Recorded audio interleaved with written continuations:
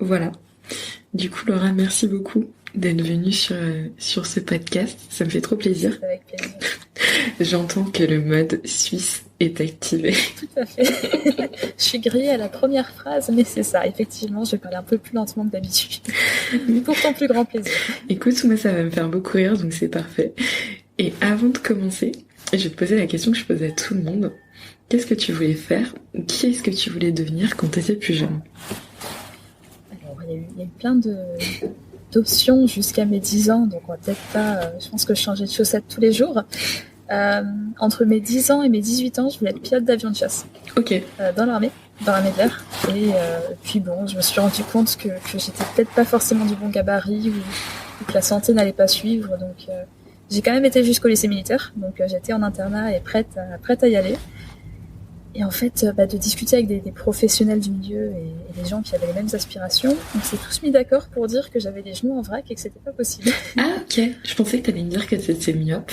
Non, en fait c'est que donc pilote d'armée de l'air, donc pilote de chasse, tu vas faire ta prépa, tu as une première sélection de santé qui est assez légère, puis tu vas faire tes années, si tu es accepté en école, tu vas faire tes années en école, et tu as une deuxième sélection qui est au bout de 3 ans en école. Ok. On vérifie si du coup tu vas être pilote, qui est quand même, il n'y a pas beaucoup de place, etc. Ou juste officier, commandant, mécano, peu importe, mais sur une autre fonction. Et donc tu peux passer les tests une première fois, une deuxième fois, et être considéré comme passable, ou très bien, et arriver vers la fin, et considérer que tu es inapte si jamais, moi j'ai une très légère scoliose, j'ai les genoux qui parfois, régulièrement du coup, ont eu des petits soucis à force de surmenage sportif ou autre. C'est le genre de signes qui disent que probablement tu vas passer le premier test, le deuxième test. Mais à l'arrivée, on va dire en fait, ton genou n'est pas parfait, donc on préfère que... Parce que tu dois quand même pouvoir porter un bolide qui fait 2 tonnes. Oui. Donc, il y a beaucoup... C'est quand même très mécanique, donc il y a besoin d'avoir une certaine aptitude physique. Ah, c'est dingue. Et j'ai des amis d'ailleurs qui ont renoncé aussi par myopisme, par plein de petites raisons, surdité de l'oreille droite très légère, plein de trucs qui peuvent t'éliminer. Ok. Et donc, à 18 ans, je me rends compte que j'ai pas le droit de faire ce que j'ai rêvé et qu'il faut se poser des questions de la vraie vie. Ok. C'est marrant parce que je t'ai imaginé dans un des avions qu'on voit passer, tu vois, au-dessus de nous le 14 juillet. Et en vrai, je me suis dit que ça aurait été très classe que tu me dises aujourd'hui, j'ai repris des études pour devenir pilote de chasse, même si je sais que c'est pas possible. Non, il y a un âge limite, il y a plein de choses, mais c'est vrai que c'est classe, c'est quelque chose qui fait rêver justement. Mon père était militaire et j'ai grandi près d'une base aérienne, les premières années, toute petite. Et justement, il y avait les avions qui passaient, qu'on voyait sur les exercices. C'est quelque chose d'assez puissant quand t'as plein de gens, la famille, les amis qui viennent voir et t'as les avions qui passent à ras du sol ou presque. Ça fait rêver. C'était ça qui me faisait rêver, le côté un peu prestigieux, noble, aventure, etc. Trop bien. Et du coup, aujourd'hui, qu'est-ce qui te fait rêver, justement? C'est une question que je ne pose jamais, mais j'ai envie de te la poser. Plein de choses. Mais encore une fois, je pense que selon les jours et les chaussettes, il y a plein de petits matins où je vais me réveiller, il y a des trucs qui me... Bon, les voyages... Ces temps-ci, je pense qu'un thème très récurrent, c'est les maisons. Ok. Je crois que j'en vois tous les jours... Je fouille, je sais pas, c'est mon occupation du soir, les petites annonces des maisons à vendre, des ruines à rénover. Donc je pense qu'il y a un rêve très fort de trouver mon petit coin de paradis. Pas forcément à Bora Bora, mais peut-être juste en France, quelque part en campagne, et ouais, me construire autour d'une communauté. Parce que je suis quelqu'un qui suis assez déraciné dans mon parcours géographique. J'ai beaucoup déménagé, que ce soit en France ou à l'étranger. Mais vraiment tout le temps, j'ai jamais été plus de 2 ans dans une ville consécutive. Donc pas d'amis d'enfance, pas de communauté où je peux retourner quand je rentre chez moi les vacances, il n'y a pas de chez moi. Donc c'est vrai qu'il y a ce rêve qui est de plus en plus présent d'enracinement, je pense. Ok. C'est peut-être plus tranquille comme rêve que les avions de chasse, mais il y a beaucoup de ça. Ah mais c'est ultra intéressant. Parce que ce matin, je réfléchissais justement à toutes ces questions de déracinement, j'allais dire quête identitaire, et la façon dont ça pouvait un peu avoir un impact aussi sur nos carrières et la façon dont on se projette dans la vie.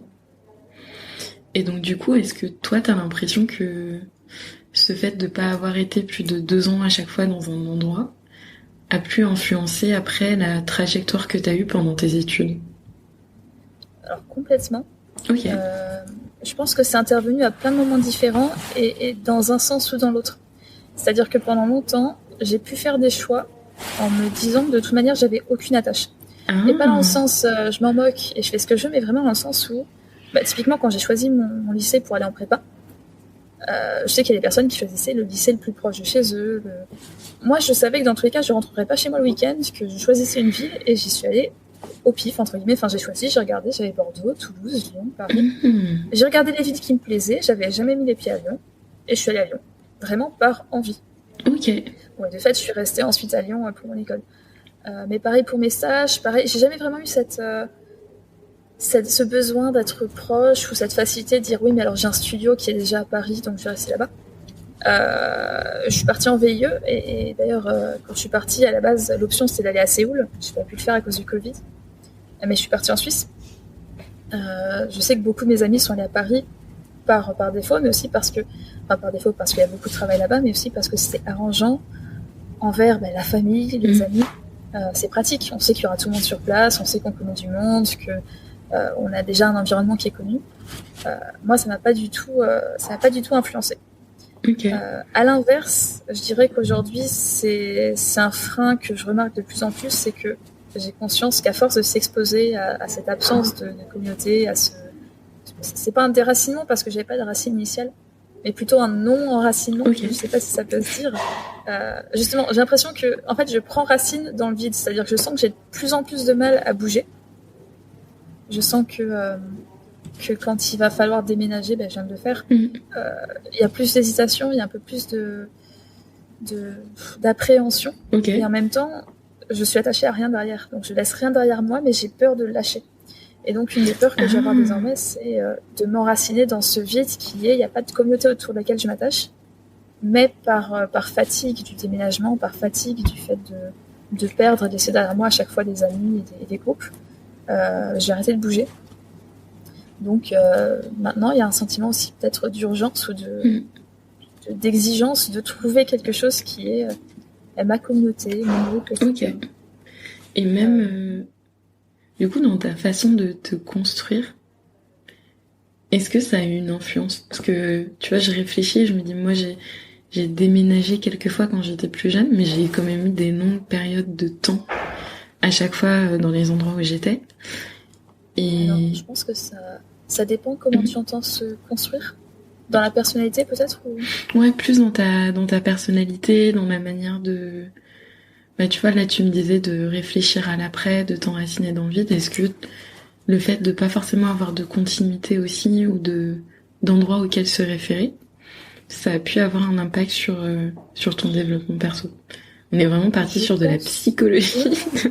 Je pense que... Non, mais alors tu me parlais de tes études potentielles de psychologue, je pense qu'on est en plein dedans. Je vais peut-être pas te sortir Freud, mais on n'est pas loin du tout.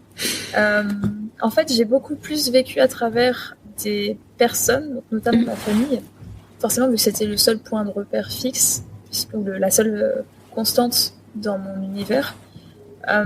Ce qui fait que pendant très longtemps, et je pense aussi après c'est lié à ma personnalité qui est autiste, mais on pourra en reparler plus tard, j'ai beaucoup vécu à travers la vie qu'a eu ma mère, ce que j'en sais, donc ce qu'elle m'en a raconté, et je disais bon, quelles erreurs je vais faire ou pas en fonction d'elle, et à quoi est-ce qu'elle tient, auquel je peux me raccrocher. Pareil pour mon père. Bon, lui il est entrepreneur, il a été très orienté business et carrière. Je pense que je me suis beaucoup identifiée à ça, à défaut de m'identifier à mon groupe d'amis, à mes passions, etc. Donc j'ai très souvent délaissé mes passions qui en fait étaient plurielles et peu intenses, entre guillemets, c'est-à-dire une année j'allais être à fond sur l'équitation, l'année suivante j'allais faire l'escalade, peu importe, je vivais beaucoup sur le moment. Mais dans l'identité, finalement, il y a toujours cette recherche de, du coup, à travers papa, maman, c'est très présent chez moi, je pense, et il a fallu beaucoup de temps pour que je m'en détache, et aussi pour que, du coup, je me détache d'un passé qui était peut-être parfois trop présent dans les histoires qu'on se raconte de oui, mais quand j'étais petite, ou papa et maman. Je pense qu'il y a eu beaucoup de ça. Après, ça, c'est... il faudrait des sphères de psychologie, à mon avis, encore plus profondes. mais oui, du coup, quand tu te construis...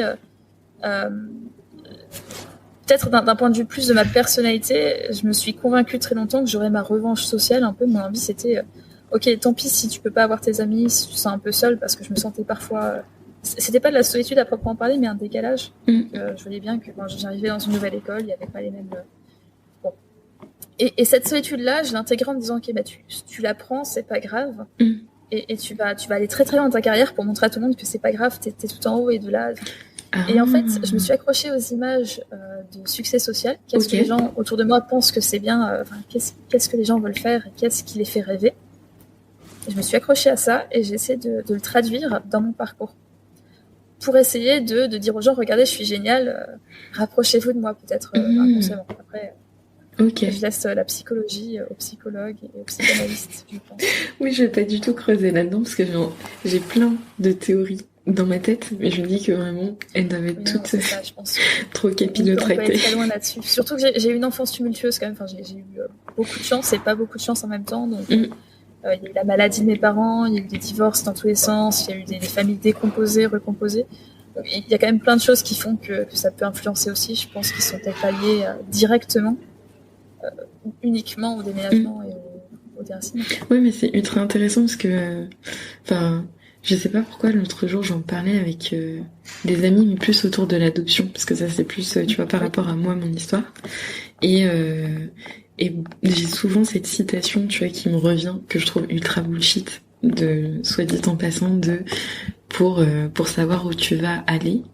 En gros, il faut savoir d'où tu viens. Avec toutes ces questions sur le déracinement, la manière dont tu construis un peu tes récits fondateurs, et ce sur quoi tu t'appuies pour pouvoir aussi prévoir ta vie et trouver un peu le pourquoi du comment tu fais les choses. D'où mes questions super indiscrètes. Non, mais pas du tout. Mais une réponse que j'ai trouvée avec le temps, justement parce que on a tendance à te dire qu'il faut que tu saches d'où tu viens. Et moi, une difficulté que j'ai eue pendant très longtemps, et après, promis, on retournera sur la carrière, mais toute ma vie, c'était tu viens d'où là, j'habite à Lyon. Ouais, mais tu t'es lyonnaise? Pas vraiment. Bon, oui, mais t'es née où? Ouais, mais je suis finaliste. Alors, c'est une ville que je connais pas. J'ai vécu 2 ans quand j'avais 2 ans. Bon, mais tes parents, ils sont d'où? Et en fait, chaque question, pour moi, dans mon référentiel de parce que mes parents ont bougé, j'ai beaucoup bougé. Alors, j'ai des origines dans tous les sens. C'est des questions qui n'ont pas de sens. Donc, j'ai pas de réponse à proposer à ces gens, c'est-à-dire à quasiment tout le monde. Et alors, d'une part, j'étais toujours mise en difficulté, mais d'autre part, si tu commences à essayer d'expliquer qu'alors, en fait, je suis née... en fait, les gens, ils lâchent tout de suite, ils disent, ok, elle est bizarre, ou elle répond pas à une question qui est plutôt simple en théorie. Mais du coup, j'ai compris que je pouvais m'identifier à travers ça. Et donc, pendant très longtemps, ça a été une grande blague chez mes amis, quand quelqu'un demandait, qui passait dans le groupe, elle vient d'où, Laura? Tout le monde rigolait. Alors, accroche-toi bien, assieds-toi, on y va. Okay. Mais c'était du coup mon identité. C'était cette identité-là de la pluralité, de la différence finalement. Okay. Et c'est une différence que je me suis construite, qui à mon avis est plus artificielle qu'elle n'aurait pu l'être mais qui m'a permis de créer une identité suffisante pour répondre aux attentes des gens et pour me satisfaire du coup. Ok. Mais c'est grave intéressant parce que tu vois, pour revenir sur la carrière, en soi c'est déjà un rapport aussi à la cohérence et au parcours un peu atypique dont on parle tout le temps. Je me souviens la première fois qu'on avait parlé, tu m'avais dit que t'étais ultra paumée, que t'avais fait plein de choses, etc. Mais en fait, c'est pas forcément un problème vu que c'est la traduction de ce que t'as toujours eu et toujours fait avant. C'est ça. Finalement, il y a peut-être la frustration que la différence ou la côté un peu variable de ma vie personnelle a fini inévitablement par infuser ma vie professionnelle. Et en plus, alors c'est marrant parce que justement, on a discuté une première fois et au retour de ça, j'ai réfléchi, j'ai dit mais si tu prends les grandes lignes, les vraiment très très grandes lignes, par contre, il est très cohérent. J'étais en école de commerce parce que si tu prends vraiment les stages, j'ai fait un premier stage en start-up qui a pas bien marché. Où le management était un peu abusif. En conséquence de quoi, j'ai fait des cours de ressources humaines pour me renseigner de comment tu encadres un peu mieux pour qu'il n'y ait pas justement ces abus et ces problèmes. Ça a débouché sur un stage en ressources humaines chez L'Oréal, qui a débouché sur un VIE en ressources humaines chez Mantoux, qui a débouché sur un poste de gestion administrative à la direction d'une entreprise. Donc finalement, si tu prends juste ces grandes lignes-là, c'est ultra cohérent. Oui. C'est ça qui est marrant, c'est que je suis pas non plus, je peux pas dire que j'ai commencé par faire de la finance, puis après je suis partie en marketing, puis après j'ai fait non, c'est très cohérent, mais ce qui est complètement incohérent, ça va être la justification de mes choix, d'une part. Ok. qui a évolué pendant le temps et même aujourd'hui. Donc il y a deux choses, c'est qu'aujourd'hui je peux t'expliquer les choix d'une certaine manière, mais à l'époque j'avais des explications pour mes choix qui étaient complètement différents. Et ce qui est incohérent aussi, c'est que parfois j'ai avoir commencé ou entrepris des chemins en me disant ce que je veux c'est ça. Et inévitablement, je me retrouve à l'opposé. Typiquement, du coup, en fait, je pense que je suis restée en ressources humaines, alors que j'adore ça. Hein, je suis une grande passionnée des ressources humaines. Depuis que j'ai découvert, c'est un sujet dont je peux parler pendant des heures. Parce qu'il y a plein de... Alors ça, faut surtout pas me lancer, parce qu'il y a plein de sous-domaines des ressources humaines que personne ne connaît vraiment en école de commerce. Et quand tu t'y intéresses, tu peux dérouler une bobine qui est absolument intéressante. Okay. Mais j'avais d'autres aspirations, peut-être, et qui était peut-être plus hors des sentiers battus, justement, orienté vers l'art, ou l'artisanat, le côté un peu plus personnel et créatif. Et j'ai toujours fait les choses en demi-teinte. C'est-à-dire que j'ai entrepris, mais jamais à fond, peut-être sans y croire. Alors, je sais pas si c'est que j'ai pas eu la motivation nécessaire ou que j'ai fait un peu du non, mais de toute façon ça marchera pas. Mais si tu regardes les chemins que donc tu vois, j'ai fait mes stages, tout ça, mais à côté de ça, j'étais au Bureau des Arts initialement, donc en association, pour promouvoir l'art et la culture et organiser de l'événementiel, mais dans le but de me familiariser avec une sphère où je voulais chercher du travail.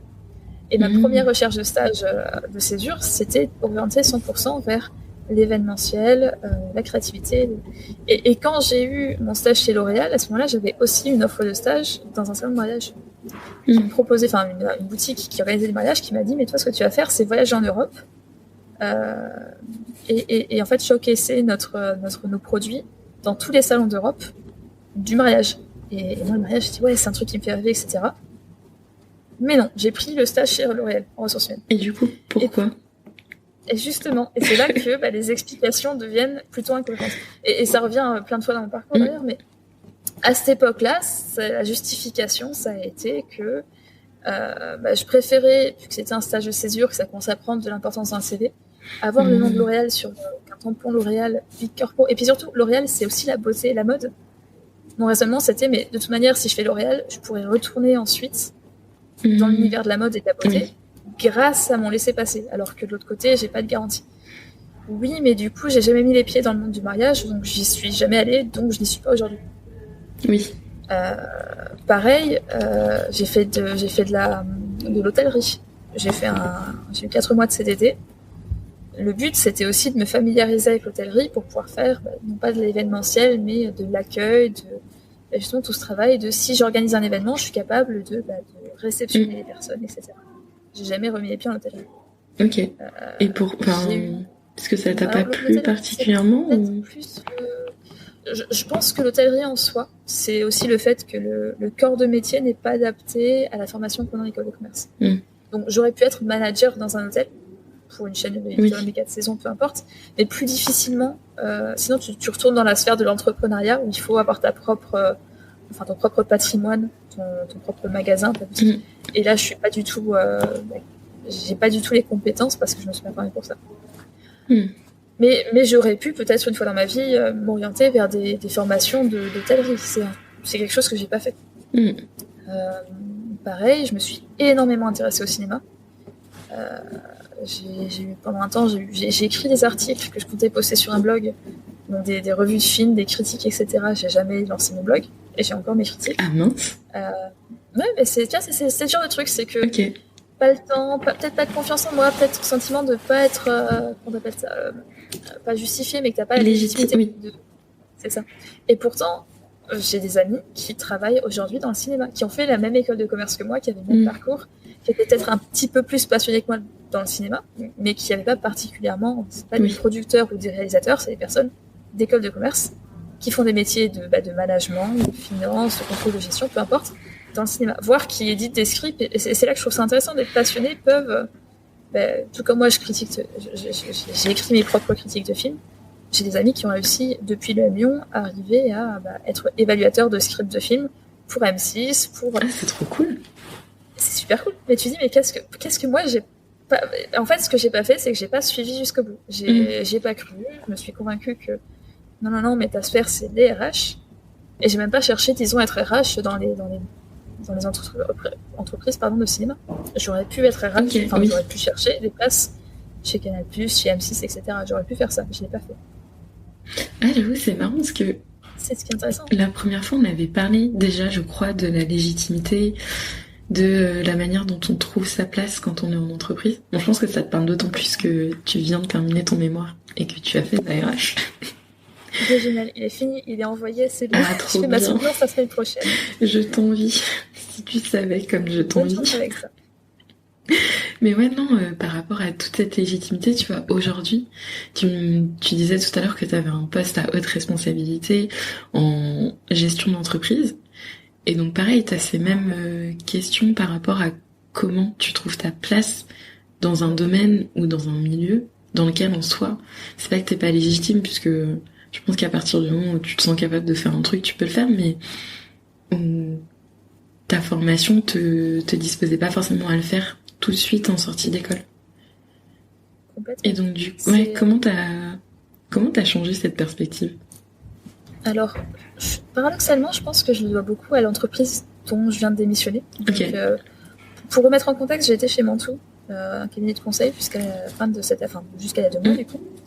Bon, j'ai démissionné pour plusieurs raisons, mais eux, ils ont une démarche qui est très intéressante, qui est assez, alors je vais peut-être pas dire agressif, mais dans le sens qui est très, on te donne des responsabilités dès que tu arrives. Et si tu peux en prendre plus, si tu veux en prendre plus, il n'y a aucun souci.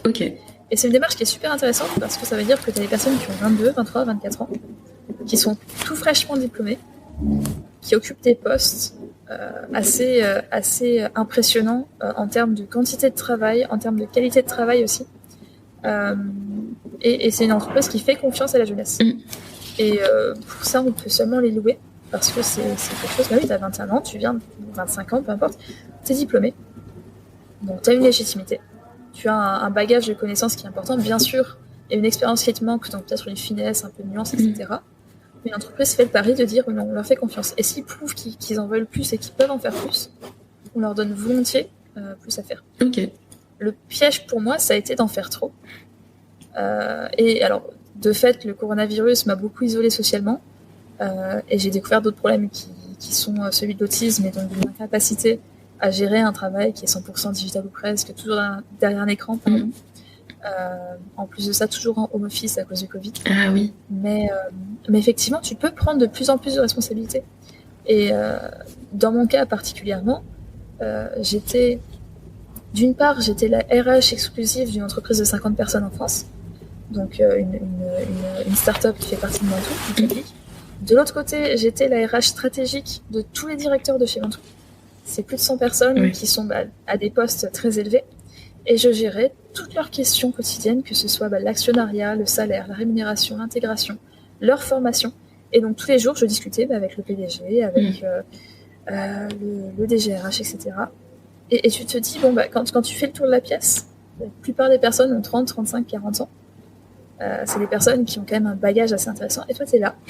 Mais t'es pas entre guillemets la petite personne qui est dans un coin un peu plus petite, un peu plus discrète. T'es vraiment au milieu de la table et en train de participer, voire de mener une conversation. Et ça, c'est un sentiment que je pense pas que toutes les entreprises permettent parce qu'il y a beaucoup de hiérarchie souvent, de seniorité en fait. Et donc chez Mantoux, j'ai trouvé justement ce côté, maintenant tu es légitime. Si tu sais ce que tu fais, que tu sois là depuis 3 mois ou depuis 5 ans, que tu aies 1 an d'expérience ou 15 ans d'expérience, si ce qu'on t'a demandé de faire, tu sais le faire et tu peux le faire, vas-y. Mais c'est quelque chose que j'ai appris très tard, en tout cas à titre personnel, et c'est une question de confiance en soi, hein. Toujours dans la psychologie, je pense qu'il y a beaucoup de ça qui était lié à mes accomplissements personnels. J'ai toujours accompli beaucoup, mais j'ai toujours eu le sentiment qu'il fallait que je me justifie, que j'explique. Vous inquiétez pas, je sais ce que je fais.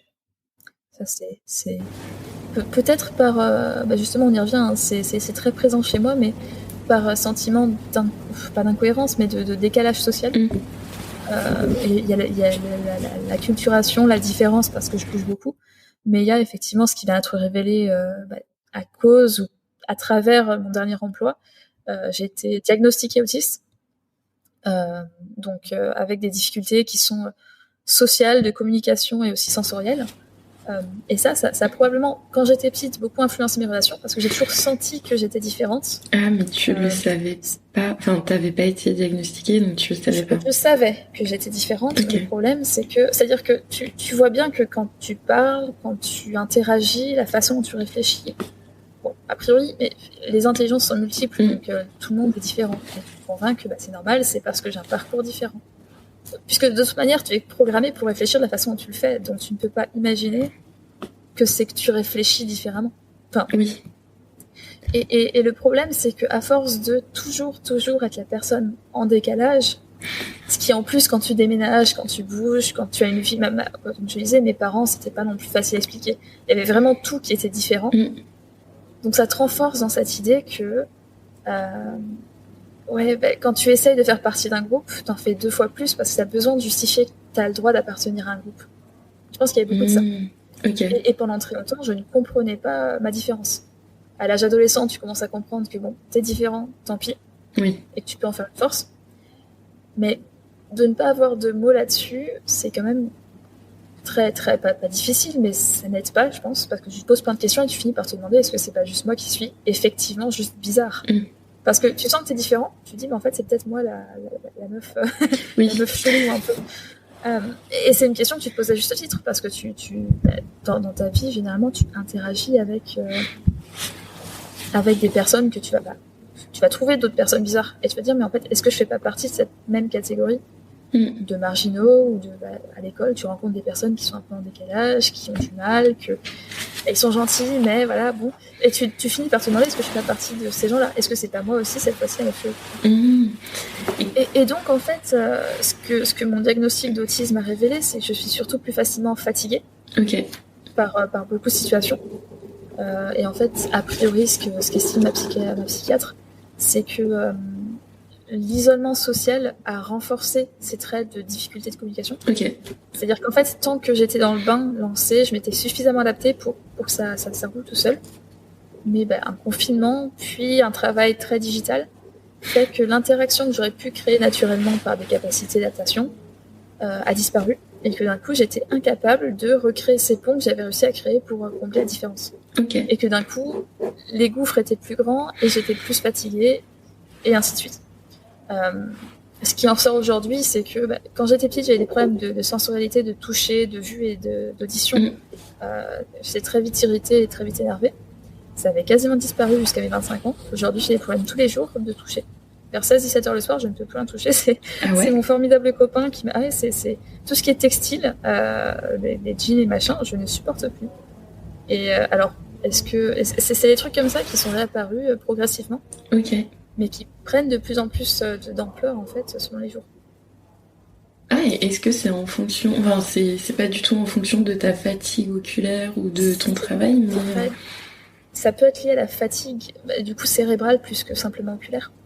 Donc beaucoup de mes amis qui m'ont vu ces dernières années savent que mes écrans d'ordi sont orange, pas jaune, orange foncé. Il y a un filtre éclairage nocturne, mais si tu le mets à 100% sur le niveau Windows, l'écran est d'une teinte... Il y a des personnes qui n'arrivent même pas à lire dessus. Tellement c'est jaune orange foncé par rapport à d'habitude. Et tu peux voir les nuances de couleurs? Non, les couleurs, non. Si tu travailles en graphisme, c'est mort. Donc, certaines vidéos YouTube, typiquement, j'ai enlevé le filtre.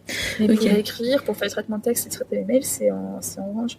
Et par-dessus ça, alors je fais pas au travail parce que c'est ridicule, mais à la maison, c'est ce que j'ai pour regarder les films ou être sur écran. J'ai des lunettes très épaisses qui font traîner de soleil, mais c'est des filtres orange. C'est pour enlever toute la lumière bleue qui m'agresse, qui personnellement est perçue comme une agression. Donc les amis qui me connaissent bien savent que j'ai toujours mes grosses lunettes et mon écran orange. Et au travail, ça fait parler curieux. Pourquoi ton écran est orange, machin. Bon, c'est des petits détails, mais c'est de l'adaptation. Et donc, ça va être visuel, ça va être auditif. Jusqu'à mes 19-20 ans, ça me dérangeait pas, mais aujourd'hui, je suis incapable de porter des écouteurs. Mettre des trucs dans mes oreilles, c'est plus possible. Je ne supporte pas. Donc j'écoute la musique ou je regarde des films à voix haute, en haut-parleur. Si je suis dans un train et que tu veux respecter les autres, etc., j'écoute rien. Ah ouais, donc ça... C'est handicapant. C'est handicapant c'est pas du tout le terme que j'avais en tête. J'allais dire c'est chouette. C'est la même chose. non, je pense qu'il y a bien pire comme gêne que tu peux rencontrer. C'est pas du tout physiquement, c'est juste une gêne quotidienne qui va être de plus en plus difficile dans certaines situations. Oui. Après, ça, c'est quelque chose qui est invasif, hein, qui va toucher à toutes tes la façon dont tu manges, la façon dont tu t'habilles. Moi, ça m'arrive le soir de ne pas avoir envie de toucher mes affaires. Le problème, c'est que il faut se déshabiller, il faut prendre sa douche, il faut se rhabiller. La literie, c'est quelque chose que de plus en plus j'adapte. Et bon, c'est des petites adaptations. Okay. Là où c'est plus gênant, c'est que au travail, par exemple, et donc c'est pas que sensoriel du coup. Sensoriel, c'est plus facile à expliquer, mais je vais être très facilement irritée par la façon de parler de certaines personnes, ou la façon de s'adresser à moi, ou ça va être plein de choses. Mais autant ça peut être facile pour quelqu'un qui me connaît, qui sait que j'ai du mal avec le toucher, de comprendre que, excuse-moi, est-ce que tu peux ramasser mon jean pour moi? Bon, pourquoi pas. Au travail, d'un coup, je vais me retrouver à être très cassante, voire complètement stressée. Okay. Et les gens peuvent ne pas comprendre pourquoi. Sachant que le sentiment derrière, qui est donc entre guillemets de mon côté, c'est j'ai presque envie de partir en courant, pleurer, me mettre dans le noir et me coucher sur le sol, ne plus rien faire. Tu peux pas faire ça au travail. Oui. Tu peux pas t'arrêter de travailler, aller pleurer. C'est des circonstances qui sont plus difficiles. Et quand tu les as pas identifiées, y a ce mélange de fatigue, tu travailles beaucoup, tu t'isoles, ça s'invite beaucoup dans ton travail. Mais attends, mais c'est ouf, comment tu fais du coup pour... Enfin, parce que là, tu vois, de ce que tu me disais, de ton emploi au Bahreïn, aujourd'hui, t'as quand même des équipes à manager, si je me trompe pas. Et comment tu communiques justement sur ton autisme et même avant, quand t'en avais pas conscience, comment tu faisais pour... t'adapter autant au monde du travail.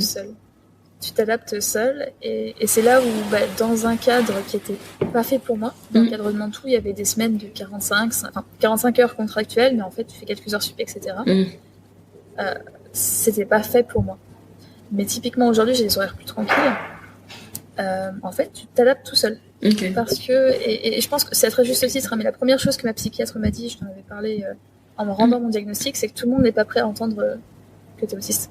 Tout le monde c'est pas seulement prêt à l'entendre, c'est que tout le monde ne peut pas comprendre forcément, parce que je pense, c'est bête, mais il y a pas longtemps, il y a Elon Musk qui a dit à la télé qu'il était Asperger. J'ai pas suivi du tout, mais ça m'étonne pas non plus. Peu importe. C'est ça. Mais il y a eu beaucoup de messages. Moi, je lisais les articles, alors j'étais sur Le Figaro, Le Monde, Le Parisien. Les commentaires qui étaient en dessous, c'est de toute façon, c'est un truc à la mode. Ouais, je peux comprendre que, alors, surtout aux États-Unis, il y a eu beaucoup de dialogues et de discours autour de moi je suis. Et dans une société où il y a beaucoup de ralliements autour de l'appartenance à une identité, il y a un sentiment d'effet de mode, mais ça n'empêche que quelqu'un qui annonce ou qui dit qu'il est autiste, la première réaction qu'on devrait avoir, c'est pas ouais, mais tu dis ça parce que c'est à la mode. Oui. Ce serait plutôt d'essayer de comprendre, ok, qu'est-ce que ça signifie. Et donc, effectivement, tout le monde n'est pas prêt à entendre, que ce soit un potentiel copain, un employeur aussi, je suis autiste. C'est quelque chose qui peut vraiment repousser et mettre la distance. Donc, à l'époque, je m'adaptais déjà très bien tout seul. Aujourd'hui, donc à travers cette nouvelle lunette qui est vision de l'autisme, je comprends mieux quelles sont les difficultés.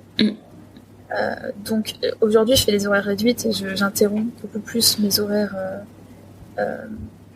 devant l'ordinateur. Je travaille beaucoup autour de la communication orale puisque par mail, donc je vais me déplacer, je vais voir les gens.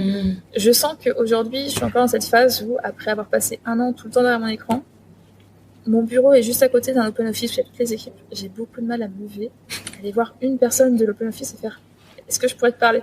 J'ai énormément de mal à le faire. C'est vraiment, je me sens bizarre, c'est trop bizarre. C'est normal. Et c'est ce que tout le monde fait. Hein. Ils se déplacent, ils disent bonjour. C'est pas parce que tu vas aller dans l'open office que tu vas devoir dire bonjour à tout le monde d'un coup. Et j'apprécie beaucoup en plus mes employés, que je connais depuis très longtemps. Mais, entre parenthèses, pour ceux qui peuvent ne pas comprendre, je les connais depuis très longtemps parce que c'est l'entreprise de mon père dont j'ai pris direction. Donc je les connais depuis presque toute petite en fait, pour certains. C'est des amis, mais je vais avoir ce frein social. Je n'ose pas aller les voir, je n'ose pas demander où en est le dossier machin, je n'ose pas demander.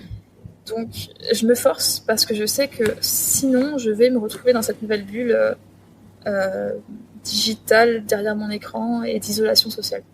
C'est de l'adaptation. Et aujourd'hui, je pense que si je devais annoncer, au fait, les gars, je suis autiste. Ok, très bien, mais qu'est-ce que tu veux qu'on en fasse ?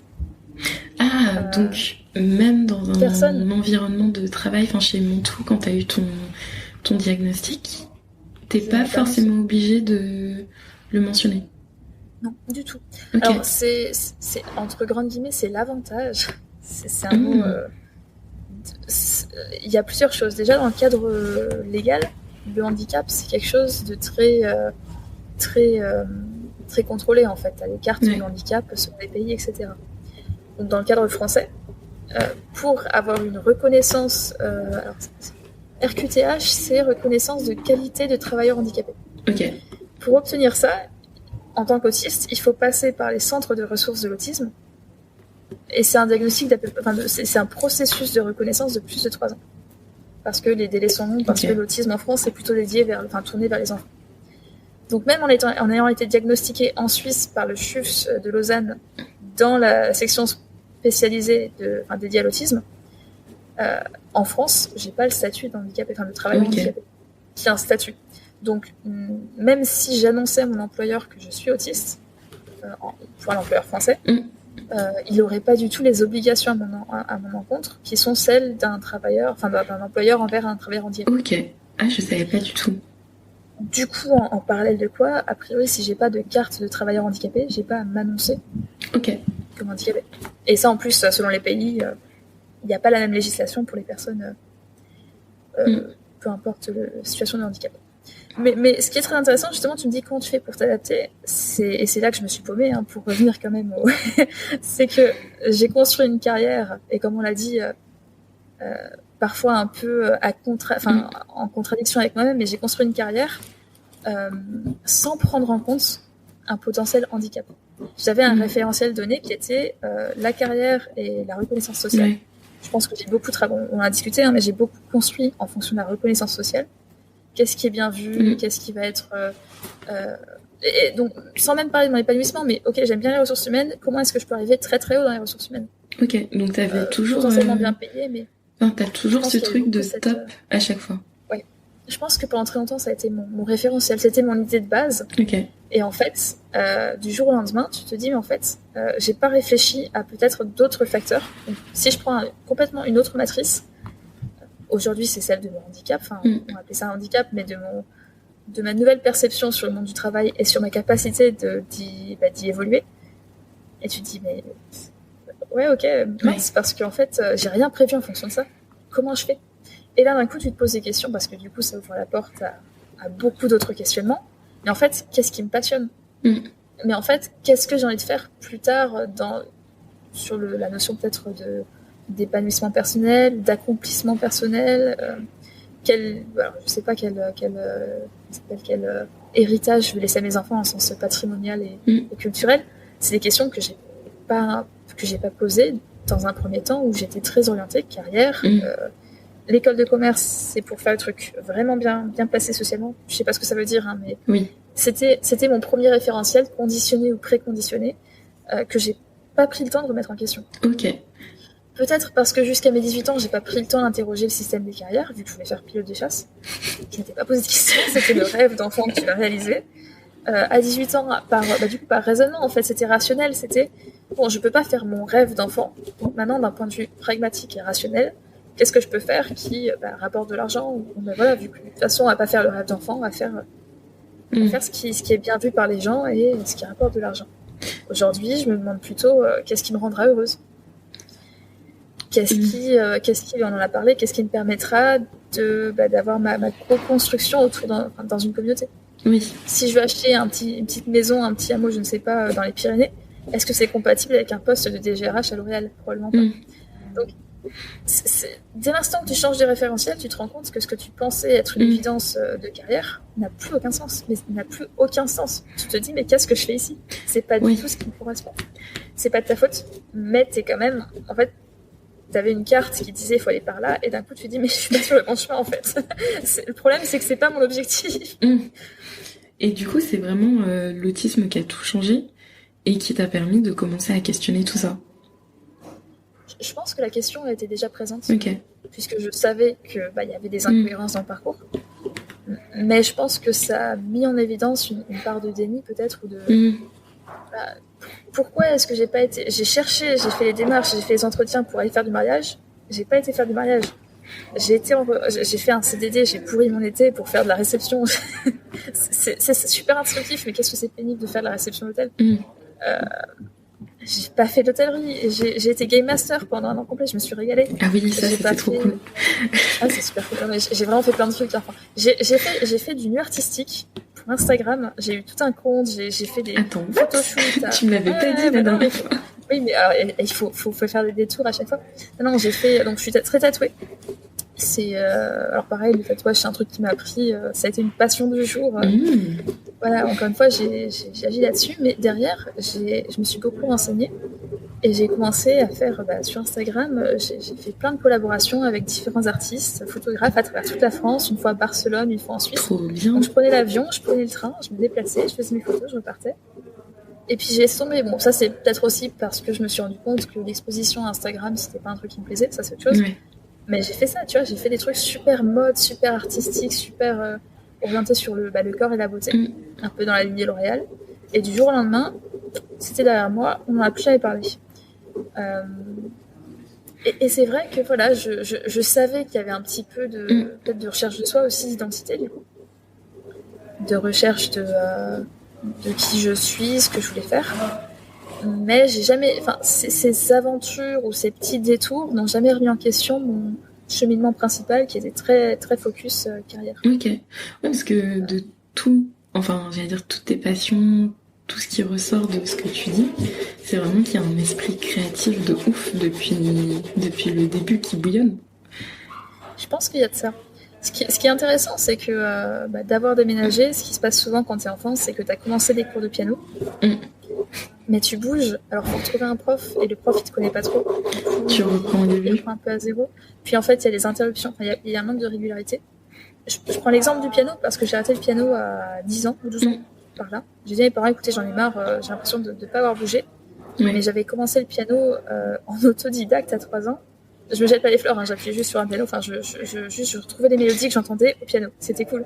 Donc je me dis, si j'avais fait autrement, peut-être que j'aurais pu faire plein de choses en piano. Et à 12, 13 ans, 15 ans, je me rendais compte que tous mes amis qui ont fait du piano, ils font des trucs ultra cool. Et moi, je me suis toujours coincée à ce que je faisais à 10 ans, en fait. Ah oui, donc. Et pareil, pour les sports, j'ai jamais été très bonne. En fait, j'ai toujours été très athlétique, sportive, mais jamais bonne dans un sport donné. Parce qu'en fait, j'ai fait du taekwondo, mais l'année suivante, il n'y avait plus de cours de taekwondo au nouvel endroit. J'ai fait l'équitation, mais en fait, une année sur 2, c'était pas possible. J'ai fait du BMX, le BMX, on va chercher à Paris, c'est pas partout. J'ai fait de la danse classique, j'ai fait de la danse jazz. Actuellement, je fais de la pole dance, j'ai fait de l'escalade, j'ai fait de l'athlétisme, j'ai fait beaucoup de natation. Aujourd'hui, je fais de nouveau de l'équitation, je fais de la pole dance, je fais du yoga, mais il n'y a jamais eu de fil discontinu en fait. Continu. Il n'y a jamais eu la même ligne droite. Donc forcément, j'ai fait du dessin aussi, j'ai fait beaucoup de peinture, mais j'ai jamais approfondi. Donc quand tu as 20 ans, que tu sais que tu as dessiné à une époque, mais tu fais des gribouillis par rapport à des personnes à 20 ans, en ayant approfondi une passion sont très fort, tu te dis mais en fait jamais je vais être la personne qui va réussir si je décide de devenir artiste ou si je décide de devenir boulangère, pâtissière, bergère, je ne sais pas. Oui. Tu te dis j'ai pas ce background. Et c'est là que tu te retrouves coincé dans la seule chose que tu sais faire entre grandes guillemets professionnellement, le management, les ressources humaines, ce que tu as appris scolairement, académiquement. Ouais. C'est trop... ça n'a rien à voir, mais depuis tout à l'heure tu dis management et ça me fait trop rire. Je me dis que c'est très boomer. Pourquoi vous dites management? Je suis psycho, j'adore remplacer les anglicismes par des mots français. Alors des fois je dis fin de semaine. Mais je comprends tout à fait, mais le management, c'est le terme qui me fait toujours, qui me plie en deux. Je crois que j'ai jamais dit management en plus. Non, l'autre truc c'est que j'ai un truc, j'ai un type de langage, c'est que tous les mots français, anglais, quand je les dis en français, je les dis en français. Ah oui. Je dis pas Inception, je dis Inception. Ah oui. J'ai vu le film Inception et c'est tout. Personne vient me chercher. J'avais une pote en prépa qui disait Dumbledore. au lieu de dire Dumbledore, parce qu'elle était aussi dans cette dynamique. C'est un peu vrai, ça. Et ça nous faisait beaucoup rire, surtout qu'elle était franco-américaine. Donc c'était d'autant plus un fuck. Et donc oui, pour revenir sur ce que tu disais à l'instant, en soi, ça reste quand même cohérent parce que c'est des passions pour des grands domaines en tant que tel aussi. Oui. Donc ça me semble pas du tout antithétique, tu vois, avec la notion de cohérence que tu mentionnais. Non, a priori, c'est... heureusement, j'ai envie de te dire, parce que sinon je suis vraiment foutue. J'ai des aspirations qui sont assez... Enfin, j'aime les animaux, j'aime l'art et la culture, et les ressources humaines, j'aime les gens, en fait. J'aime beaucoup tout ce qui est social. Alors pareil, ça peut paraître paradoxal face à mon autisme. J'adore aller dans les soirées, j'adore danser, j'adore organiser des trucs, mais j'ai une façon d'appréhender le social qui est différent, et parfois j'ai besoin de... Ok. C'est paradoxal, mais ça marche. Enfin, voilà. Donc, j'ai besoin de 3 trucs dans ma vie. Les animaux, et j'ai des chiens, ça marche très bien. Mais je vais regarder... Parfois, franchement, ça n'a aucun sens. J'ai pas grandi à la campagne, mais je regarde les races de brebis en danger en Angleterre. Trop drôle. Je sais pas pourquoi, mais ça m'a passionnée. Et j'ai passé une semaine dessus, super contente. Bon. Les arts et la culture, très largement, mais j'ai des domaines qui me parlent plus, le cinéma, typiquement. Mais j'adore la musique. Vraiment, ça me parle. Enfin, auditivement, ça me parle énormément. Je vois les couleurs ou des trucs comme ça, si ça fait plaisir, mais c'est un peu ça. Et le social, c'est dur de dire que je suis passionnée par les humains, mais tout ce qui est psychologie, tout ce qui est interaction, tout ce qui est soirée, organisation d'événements, les trucs où les gens se retrouvent, ça me fait kiffer. Ouais. Donc il y a quand même des grandes notions, et je pense qu'en plus c'est pas impossible de les réunir toutes les 3. Au moins 2 d'entre elles, je ne sais pas, mais... Et le problème, c'est que derrière, ouais. Non, pardon.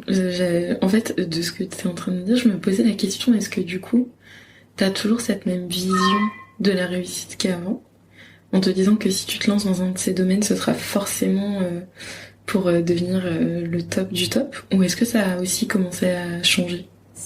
C'est là que j'ai du mal. Ok. Parce que je sais que je veux que ça change. Mais il y a un petit... Et en plus, c'est pas forcément lié à l'argent. Enfin, je précise que c'est pas forcément lié au gros salaire qui va derrière pour pouvoir se permettre de payer je ne sais quel appartement. Mais je me rends compte que parfois, je me dis, ah ouais, je vais pouvoir faire ça, ce sera super. Et il y a une petite voix qui va venir me dire, mais attends, mais si tu fais ça, tu vas te retrouver dans une... Alors, j'utilise des mots qui sont forts, c'est volontaire, et c'est pas du tout ce que je pense, mais tu vas te retrouver en bas de la société. Ça va pas du tout... ça marche pas. Et c'est cette peur-là qui parfois revient, alors que je sais très bien que c'est plus quelque chose qui m'inquiète. Et que j'ai bien compris que c'est pas ça qui me rend heureux que d'être... en haut de ma petite tour dorée. Ah, c'est le fait de t'imaginer faire... Et pourtant, je dis souvent, tu vois, ça m'éclaterait d'être à la campagne, et une petite partie de moi qui fait, ouais, mais la ville, c'est bien. Bon, c'est cette même façon de voir les choses, en fait, mais dans un autre référentiel qui est celui de la carrière. Ok. Il y a une partie de moi qui me dit, je sais que mon père va détester, mais quand je dis détester, il va détester, et même sans parler du fait que je travaille pour lui aujourd'hui, mais... oui. Il y a 2 ans, je lui avais dit, ça n'aide pas, mais si je lui avais dit que je voulais tout arrêter pour devenir boulangère, il a toujours été très encourageant, il m'aurait laissé faire, pas de soucis, mais il l'aurait détesté. Okay. Et le fait de savoir qu'il va le détester, que socialement, voilà, ça me bloque. Et c'est ça, c'est pas seulement pour mon père, c'est tous mes amis. Quand on me demandera dans 10 ans, qu'est-ce qu'elle est devenue Laura, il y a une partie de moi qui me dit, si on dit, elle est caissière, ça me bloque. Alors qu'il n'y a rien de mal. Et je le sais, si c'est quelque chose qui pourrait me rendre heureux, ou me satisfaire et me permettre de m'épanouir au quotidien, ce serait 1000 fois mieux que les boulots que j'ai faits qui sont soi-disant prestigieux. Et alors, c'est pas forcément la faute de Mantoux, mais de la mienne, question d'incompatibilité, mais j'ai fait un énorme burn-out. J'ai fait un burn-out, mais monstrueux. Enfin, c'était vraiment comment ça s'appelle, le failure, le shutdown de tout mon corps, que ce soit mental ou physique. J'ai eu des gros problèmes de santé en même temps. Enfin, c'est l'hospitalisation psychiatrique qui a commencé, parce qu'un jour, mon coloc m'a récupéré en larmes et incapable de faire quoi que ce soit. Et sincèrement, ce qui avait déclenché la crise de larmes, c'était un message Skype, juste genre, ah non, finalement, on fait le meeting dans une demi-heure, et j'avais grillé. C'était un petit truc comme ça qui n'allait, dans trop de calculs, trop de machin, j'avais grillé. Et j'étais hystérique. Ouais, non, mais, et mon coloc m'a dit, mais qu'est-ce qui se passe? Et il n'y avait rien qui se passait, en fait. Hein. On avait décalé un meeting une demi-heure. Rien de grave. Mais à côté de ça, voilà, mon corps complet ne pouvait plus supporter cet environnement-là. Et donc, bah ouais, si faire les métiers, soi-disant, en bas de l'échelle, ça me permet d'être heureuse et de ne pas avoir ce genre de shutdown physique, c'est quand même vachement mieux. Et en plus, mais je crois qu'on en avait parlé la dernière fois, mes inquiétudes de si je quitte tout, est-ce que je pourrais quand même financer une famille, une maison, machin. A priori, il y a plein d'autres personnes qui le font et qui s'en sortent très bien. Mais c'est la peur de... comme justement, parce que j'ai pas de backup de racines, en fait, parce que j'ai pas de chez moi d'enfance ou machin, j'ai toujours le sentiment que j'ai pas de parachute ou de matelas si jamais je me bourre, entre guillemets. Pas que ma famille ne soit pas un grand soutien, mais c'est vrai que il n'y a jamais eu le sentiment ou l'idée dans ma tête que si jamais je me plante, je peux retourner chez papa ou chez maman. Ça n'existe pas. Et donc, forcément, quand tu fais tout en ayant le sentiment de ne pas avoir de filet de protection, si jamais tu te plantes, à mon avis, tu vas moins avoir envie de faire l'acrobate et de tenter des trucs que si tu sais que tu es plutôt en sécurité. Et donc, là où moi j'ai du mal aujourd'hui, c'est de trouver dans mon nouveau référentiel, dans mes nouvelles idées que j'explore doucement en me disant, bon, je me suis peut-être trompée dans mon chemin, qu'est-ce que je peux faire pour revenir plus vers quelque chose qui me correspond. En plus de cette recherche, il faut que je trouve comment me sentir en sécurité. Que ce soit financièrement, parce que c'est un élément qui est nécessaire. Hein, je me dis, bon, mais si j'arrête tout et que je commence à... Je parle beaucoup des animaux, mais donc si je deviens bergère... non, on voit qu'il y a des... Si je deviens bergère pour faire du fromage et que ça me prend 10 ans pour faire tourner un truc, est-ce que je peux manger pendant 10 ans?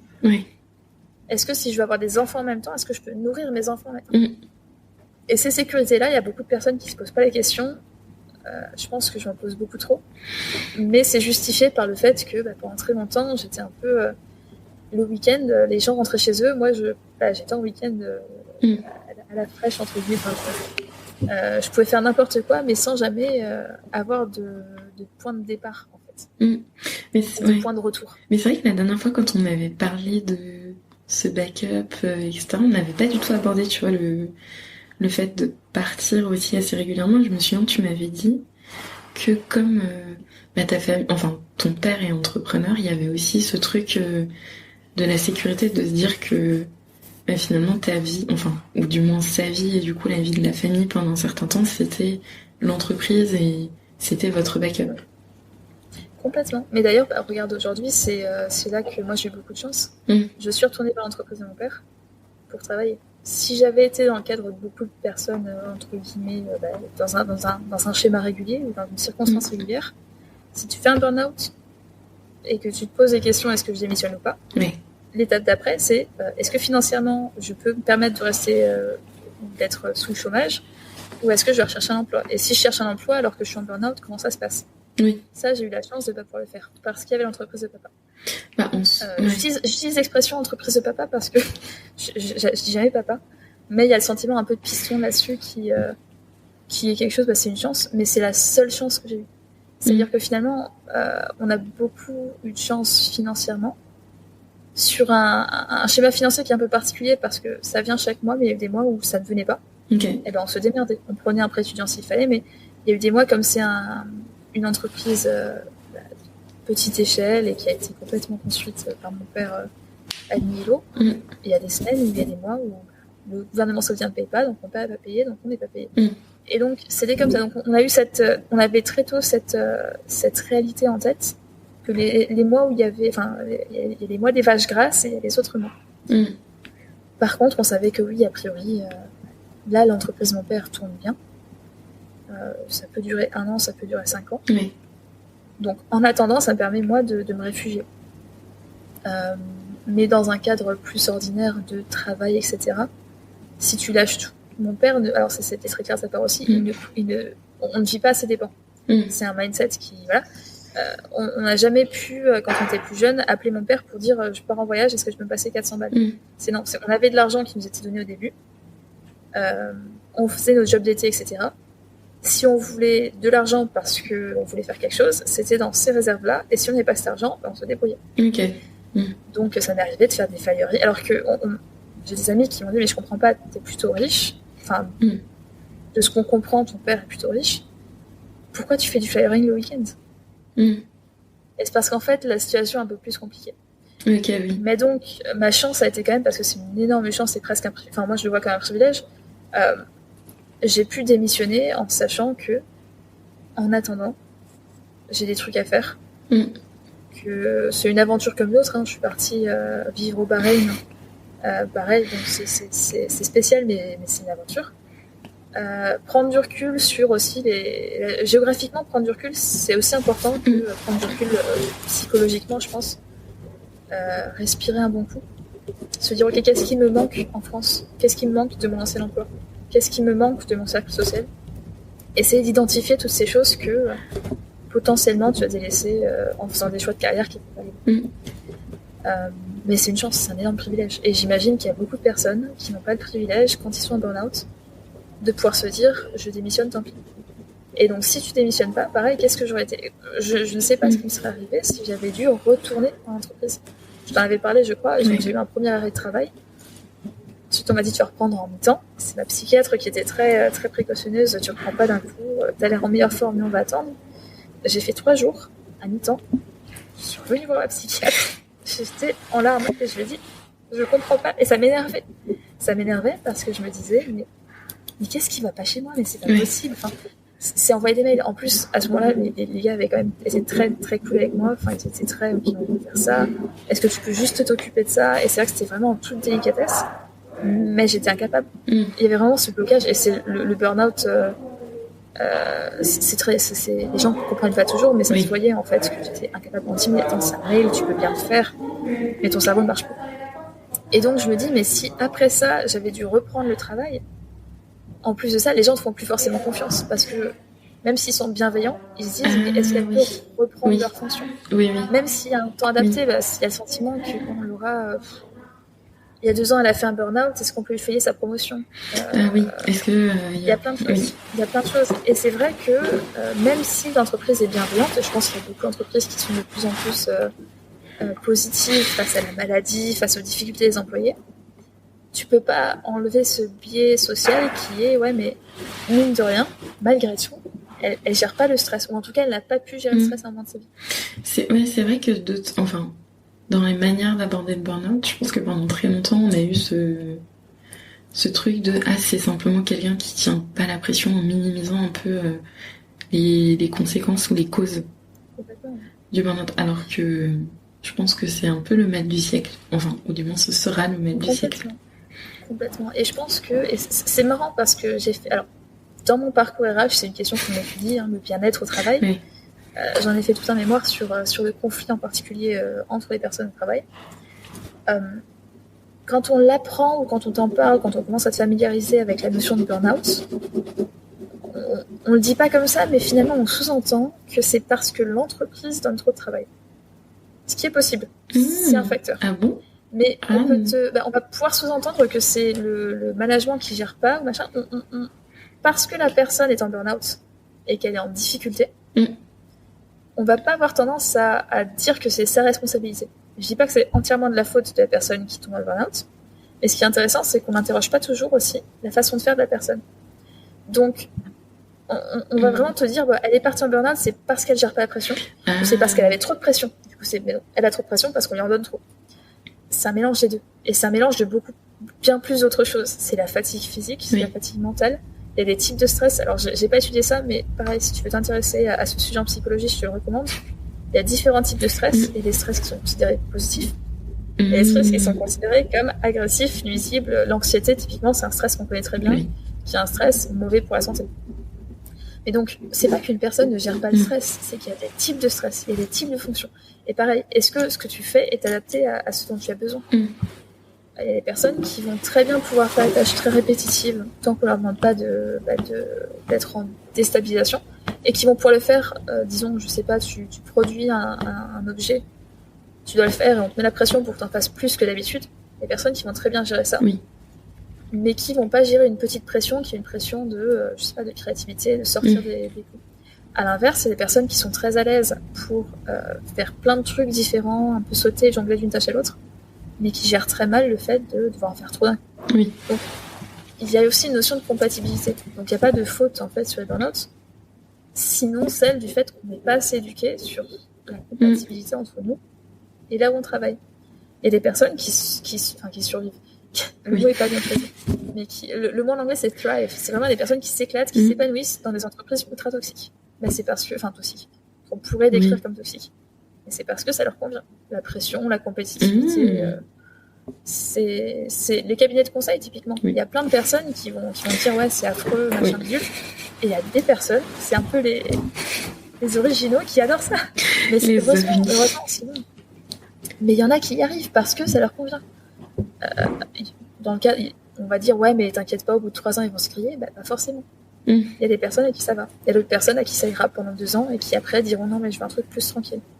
Oui, il y a des personnes qui ont besoin même de cette stimulation intellectuelle.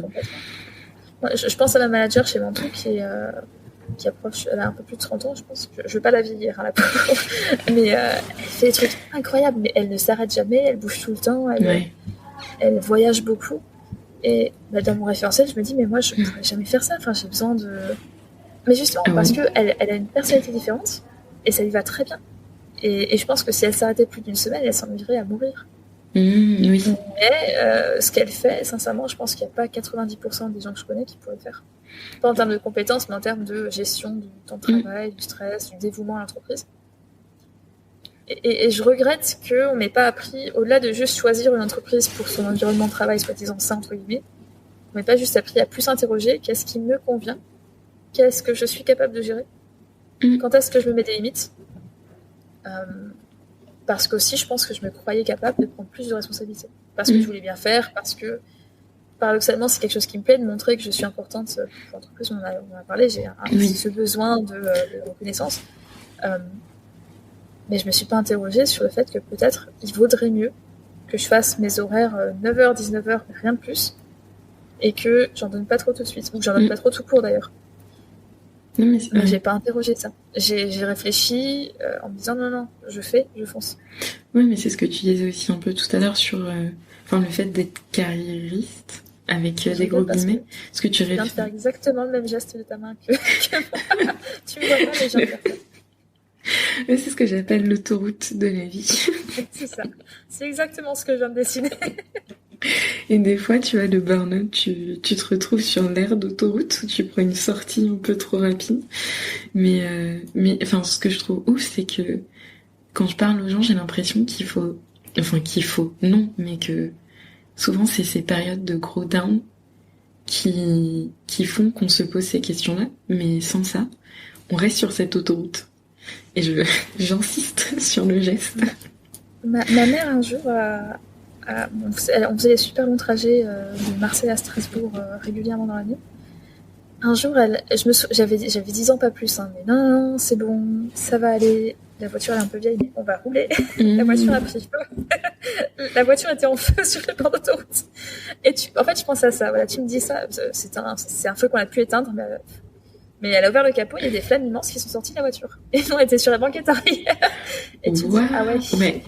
Et en fait, c'est ça, c'était le non, mais elle était fatiguée, elle avait envie d'arriver à la maison, elle avait envie d'arrêter de conduire, surtout qu'on était 3 gamins, il n'y avait pas d'autres adultes dans la voiture, donc on arrive à la maison. Et la voiture prend feu. La question, c'est, est-ce que, au-delà d'être sur l'autoroute, je file ta métaphore. Oui, vas-y, moi, j'adore. Mais au-delà de prendre des pauses aux aires d'autoroute, de vérifier, on nous apprend quand même, aujourd'hui, et comme tu dis, mal du siècle, à être sur l'autoroute, à aller vite. Ouais. Les départementales et nationales, il y a encore des personnes qui font leur Strasbourg-Marseille sur les départementales. C'est vrai. Alors, respect à eux. Parce que moi, j'ai le dos cassé et que je peux pas conduire autant, mais il y a d'autres façons d'avancer dans la vie que dans notre milieu, je pense, social, c'est-à-dire quand tu as fait la prépa, quand tu es arrivé en école de commerce, on est un peu sur la fast track de la vie, de la société, tu vas vite avoir un boulot, tu vas vite être diplômé, tu vas avoir un bon salaire très vite aussi. Et les personnes, les salaires qu'on a en première, deuxième, troisième année après notre diplôme, c'est les salaires que les personnes ont au bout de 50 ans. Et qui progressent vers ça. Donc donc on te dit, voilà, tu vas aller vite, tu vas vite gagner beaucoup d'argent, tu vas vite et rapidement être employable, tu vas vite progresser dans ta... Pareil, est-ce que il y a des personnes, à mon avis, qui gagnent bien plus que nous, à ne pas changer de poste tous les 2 ans, mais qui plutôt évoluent tous les 5 ans, à leur rythme, et qui peut-être ont le temps de plus se poser, s'interroger, gagner en expérience et en maturité. Donc, j'aime beaucoup la métaphore d'autoroute. Ouais, puis t'as le truc de la fast life, tu vois, en plus, c'est énorme comme truc, et tout le monde y va et se pose pas du tout de questions. Jusqu'à ce que ton capot s'ouvre et que la voiture soit en feu. Mais c'est vraiment ça. C'est ce qui s'est passé pour moi. C'est le jour où t'es plus capable d'expliquer, que t'es hystérique et en larmes parce qu'on t'a envoyé un message Skype. En plus, je crois que, sincèrement, la frustration qui était venue de moi ce jour-là, c'était même pas le changement d'horaire, c'était le fait que je me battais pour que tout le monde a sur Teams et qu'il y avait un gars qui voulait absolument utiliser. C'était vraiment, ça, c'est stupide.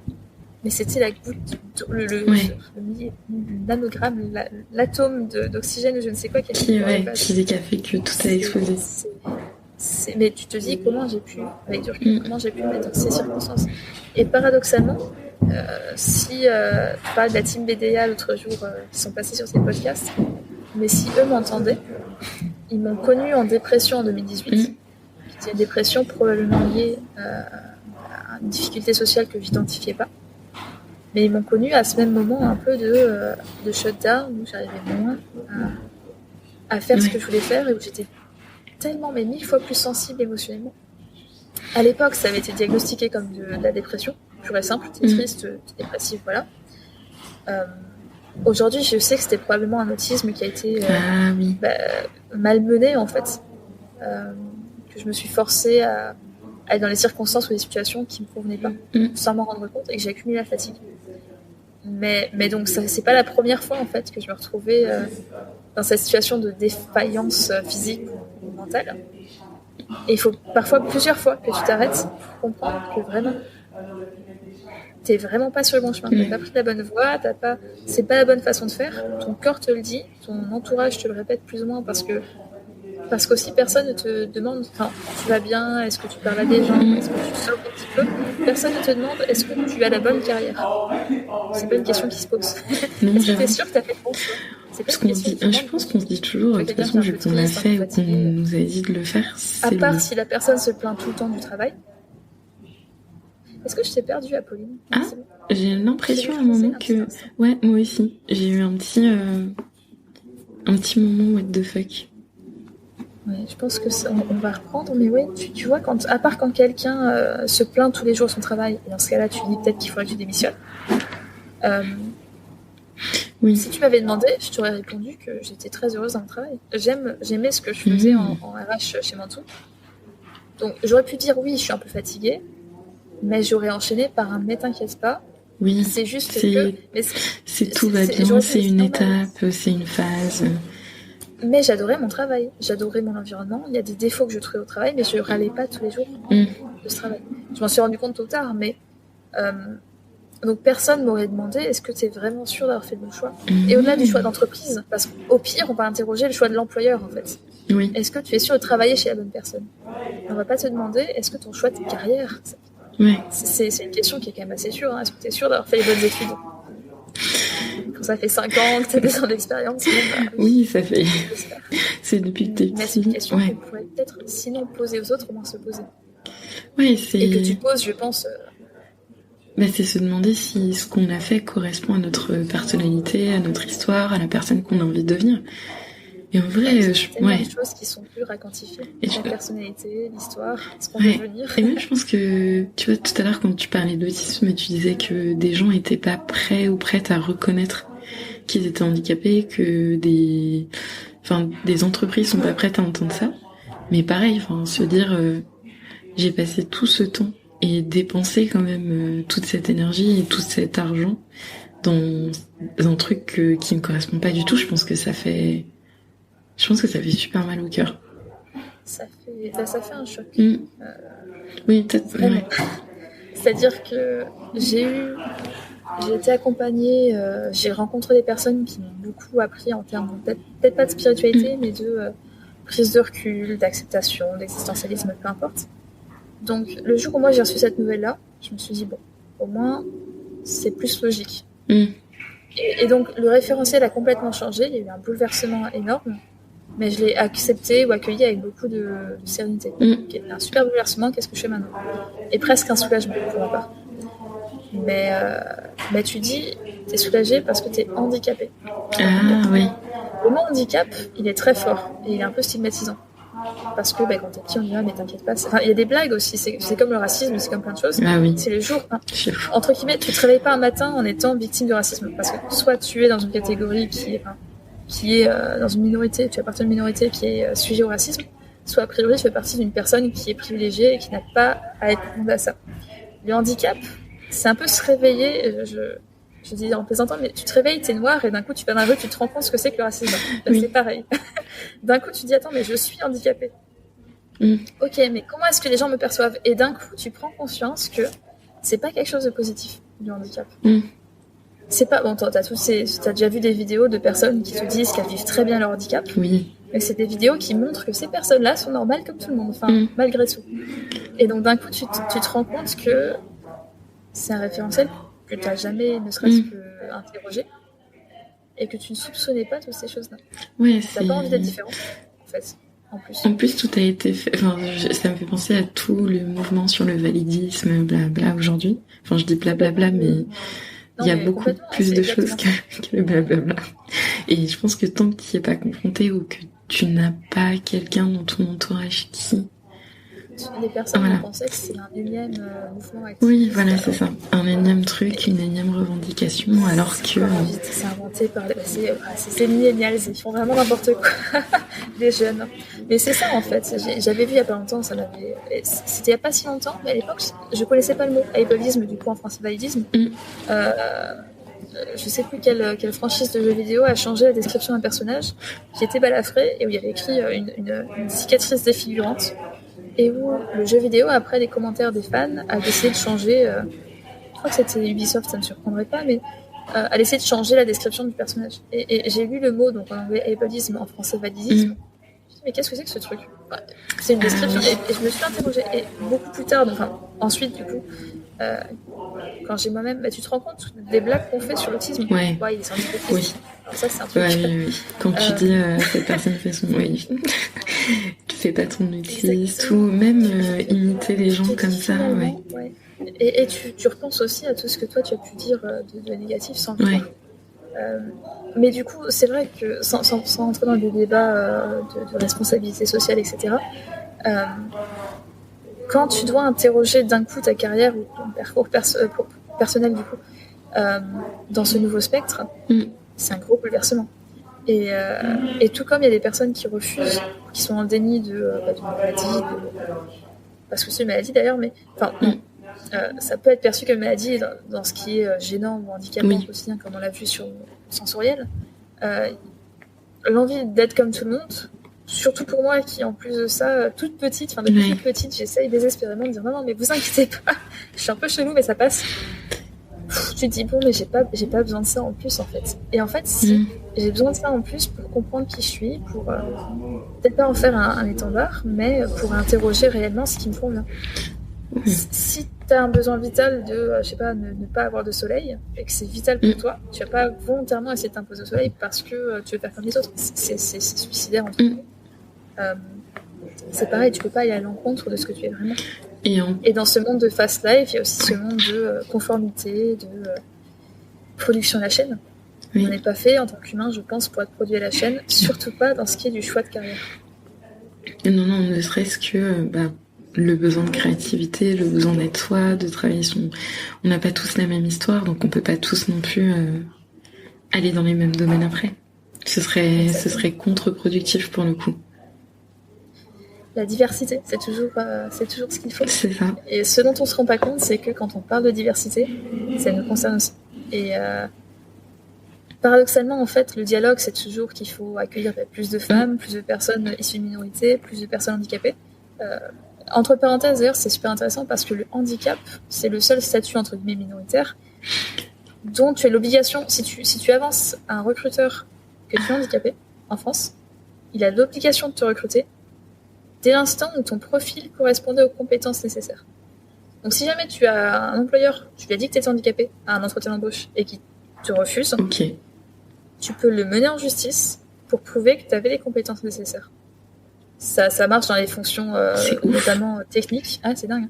Mais après, bon, c'est plus difficile à prouver dans un cabinet de conseil ou autre, mais typiquement, si tu es ingénieur, technicien, ou que tu as une profession avec un skill particulier, je sais pas, tu sais traire des vaches, tu demandes à pouvoir faire traire des vaches, on te dit non.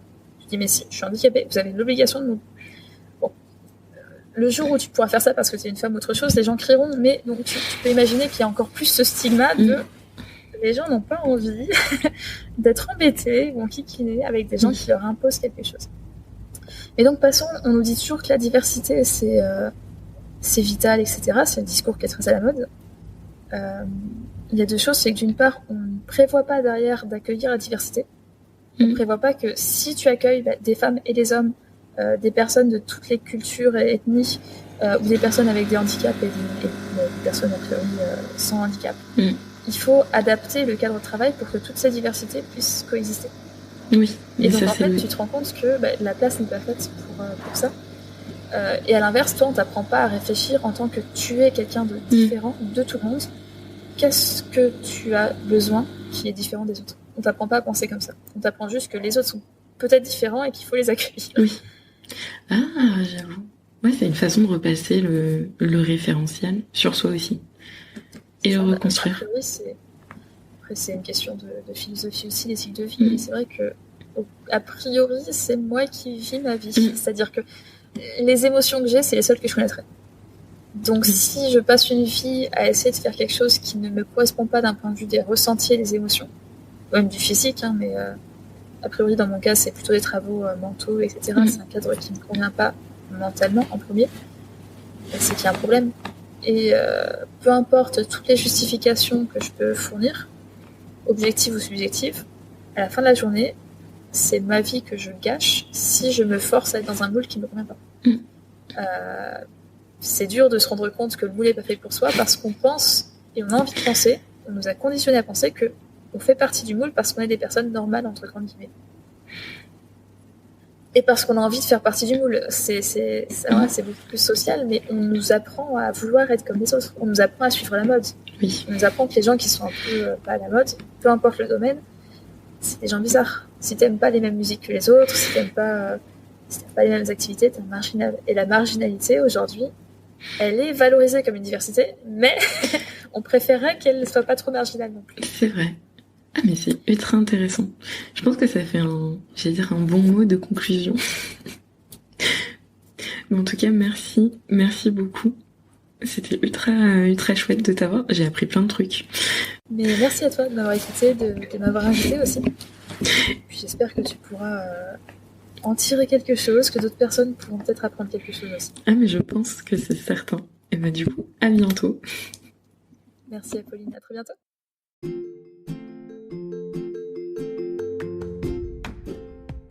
Et voilà, on arrive au bout de cet épisode. Merci à toi de l'avoir écouté.